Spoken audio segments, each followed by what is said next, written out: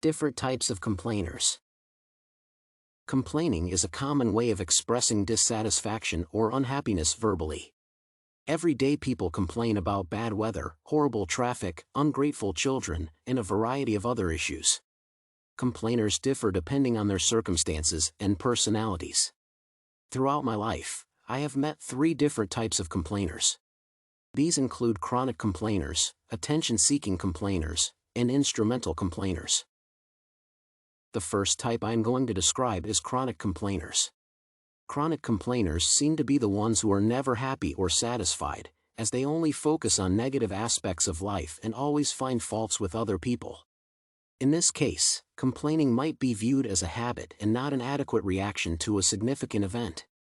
Chronic complainers can even find problems in situations perceived as positive by others.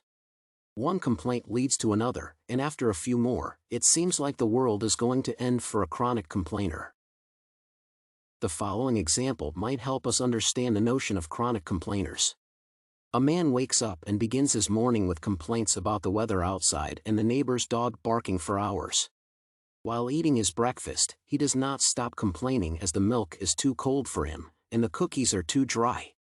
At work, his disappointment with coworkers leads to a new wave of complaints, which continue until he goes to sleep at night, complaining about how uncomfortable his bed is. Overall, complaining about random things is an unconscious habit for a chronic complainer. The second type of complainer may be called attention-seeking complainers. It is characterized by the desire of such people to share their negative experiences and emotions with others to attract attention and sympathy. Their troubles are often minor, but attention-seeking complainers exaggerate them to the point where they seem unsolvable. Complaining is regarded as an instrument for expressing their emotions and concerns, which are often unrelated to the subject of their complaints. Let us examine the following situation to illustrate the concept of attention-seeking complainers. One evening, a married couple comes to a beautiful restaurant to celebrate their anniversary. Everything about the restaurant seems perfect. The husband is enjoying the food and the atmosphere, but the wife looks unhappy.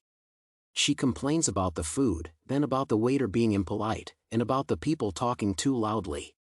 After an hour of complaining, she finally admits that she did not like the anniversary present from her husband, which was the reason why she started complaining about everything.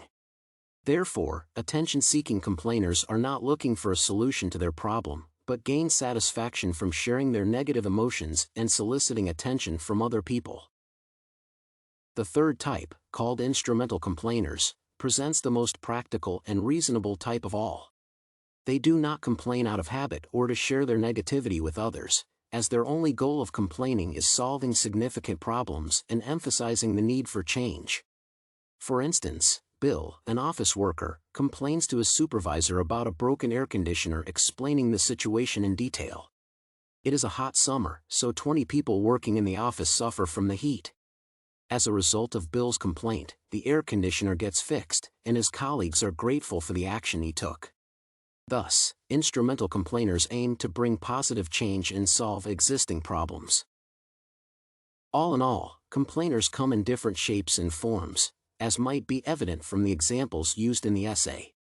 While chronic and attention-seeking complainers do not have a clear goal for complaining and are driven by either a habit or negative emotions, instrumental complainers are more practical and concerned with finding solutions to meaningful problems.